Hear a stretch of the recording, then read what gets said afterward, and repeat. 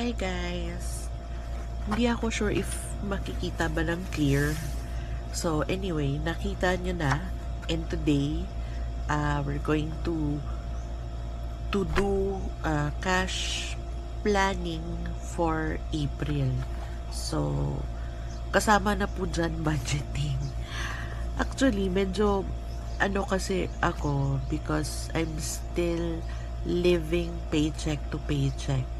Yung ano lang sa akin kasi I earn also every day.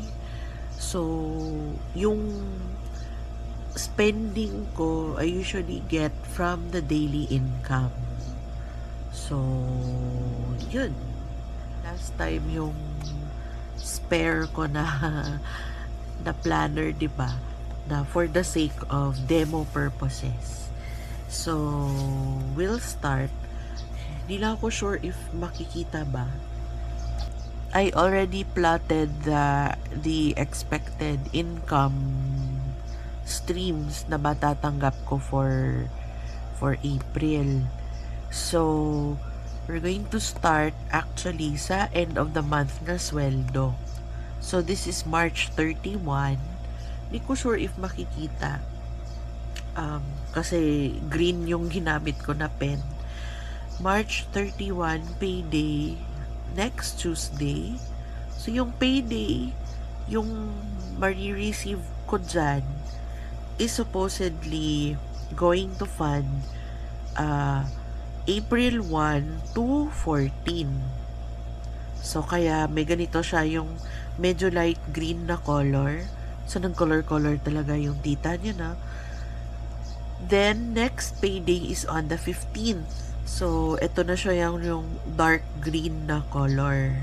So, the 15th will pay for April 15 hanggang 30 or 29, the day before the payday. So, ano po tong yellow? Yung yellow, ito po yung si Income H. Yung sinasabi ko dati, si Income H. Teka, kunin natin ng water bottle. Pero, na ano kasi guys, may time, I think it was February 12 yung pumasok. Pero nung March, bumalik siya sa usual na 7. So, binalik ko na lang po siya sa 7 ulit para hindi na po ako mag-expect. So, H is at 7K. Usually, dito siya sa 19 or 20 lumalabas. So, that could only fund for this bayarin, yung personal loan lang. Kulang pa nga actually. Pero, kulang siya, pero napakalaking tulong niya. So, ito si Income H. Tapos, yung PF, yung sinasabi kong constant na professional fee na napaka-variable ng ano niya, ng amount niya, pero yung average, yung baseline niya kasi nasa 10K parate. So, nilagay ko na lang dito 10, and this is with a lighter shade of green. So, hopefully, mababayaran yung mga dues natin until the 29th. Siguro noon, ito yung reason na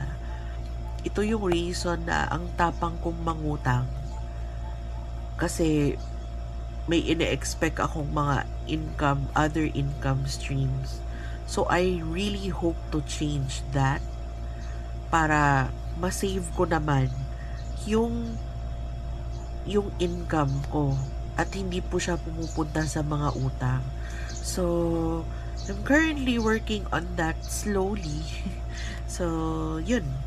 Anyway, so, going back, March 31, payday, hindi po niya makarry lahat ng dues natin from April 1 to 14. Kasi mas malaki pa Mas lumaki kasi merong tax at merong accountant pa nababayaran for April. So yung total sa first week pa lang ng April is already at 25. Week 1 of April, nasa 25K na. Plus, meron din ako mga bayarin na for March pa, na at the end of the March papasok. So, 25K, 29 minus 25K, mga around 4K na lang yung matira. So, pero mako-cover niya ito. Yung, grabe no, April 1 at 2 pa lang na bayarin. As for week 2 would need 12,000 pesos. So, nilagyan ko ng question mark. So, dapat itong April 6 to 10, yung income ko dito could pay for the week 2 bills, which is yung wifi, yung isang S-loan, at yung minimum muna ng CIMB. Dahil hindi pa ako nagpe-pay off ng CIMB, so minimum amount due muna. And nagkasala pa ako kasi last month, 'di ba, nagcha-charge ako sa CIMB. I mean, not last month, but these past few weeks ng March. Ay, nako. Huwag niyo akong tularan. Tapos, for week 3, we have a total of 14,000 for the bills. So, dito papasok yung SPay at yung LazPay. So, yung SPay at LazPay ko, hopefully, I won't add anything na. I'm planning to do a no spend. Oh, char. Diba? Ambisyosa. No spend April, meaning walang shopping for April. Muna, kasi I shopped last Feb and I also shopped this month. So, I will try na mag-no spend for April. So, ang meaning ng shopping is shopping for clothes, bags, shoes, unnecessary gifts. Like, hindi naman mangyayari ngayong April. So, I'm going to try to do that, or household items, or kung ano-ano pang maano ko. The rule is yung para sa office na kailangan, kasi what if kailangan ko ng ganito, ganyan sa office tapos hindi ko mabibili. So, yun yung pinaka hindi pwede yung no dining out dahil mahilig talaga ako kumain. Hindi yan pwede. And we also have Sunday night out dinners. So, non-negotiable po yan. So, moving on. So, yun na yung week 3, no? Yung SPay at LazPay ko. Currently, nasa 7K na sila na mark. Yay! Kasi, di ba, naalala nyo yung SPay ko nung January? 11K din. Sobrang laki. Nako. Yun na yata yung mga Christmas purchases. Tapos, for week 4, we have the Globe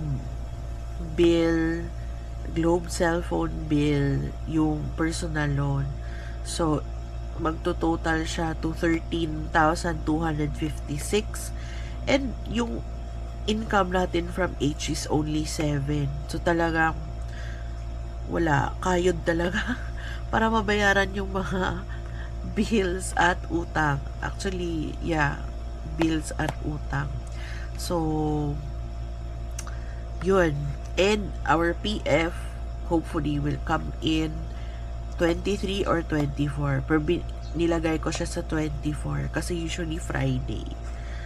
And for our last week of April, dito papasok yung BPI na credit card. So, minimum pa muna as I'm trying to pay off.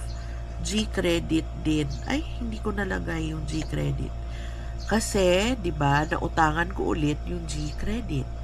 So, that's unfortunate. Pero, di ba na-pay off na natin yun? As in, a zero na talaga siya. So, yun. Yung very unwise move ko is umutang.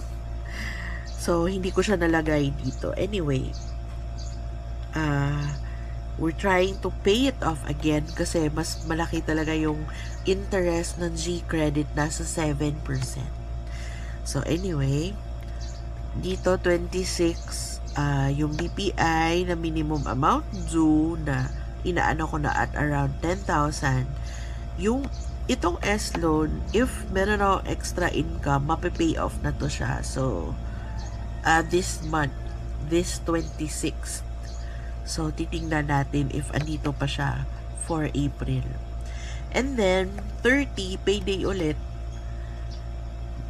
And hopefully mako-cover ng April income, yung previous income ko, mako-cover tong home credit, yung smart, at yung sweldo ng mga helpers. As for yung mga market, ganon, parang ilalagay ko kailan yung toka ko mag-market. So, kaka-market ko lang last week.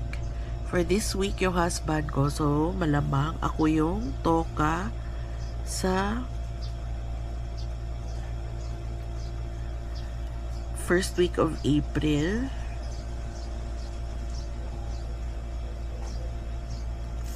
Third week of April at last week of April. Yung Solane, hindi ko natoka ngayon. Fortunately, hindi pa nag-change ng bagong tank. So, yung binili ko last month, standby pa siya. So, yung next na bibili ng extra tank is yung mister ko. So, we're also thinking of buying induction kasi, di ba, meron tayong oil crisis ngayon. So, we have to be ready for the eventuality na baka magra-ration or baka bababa yung supply. So, groceries na pre-predict dito usually sa 15 or 16. So, groceries and towards end of month. So, yun. Hopefully, maano natin. Tapos, syempre, merong Saturday, yung mga laundry, yung mga tights along the way.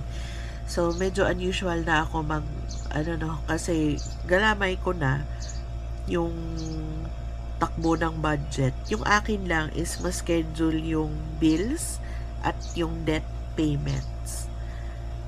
Kasi kumukuha ko ng spending, ng savings sa everyday ko na income. So, yun lang guys. Hopefully, ma-update ko kayo sa No Spend April. O, diba? Watch out. Sige, kayo rin. Baka gusto nyo rin mag no spend. O, diba?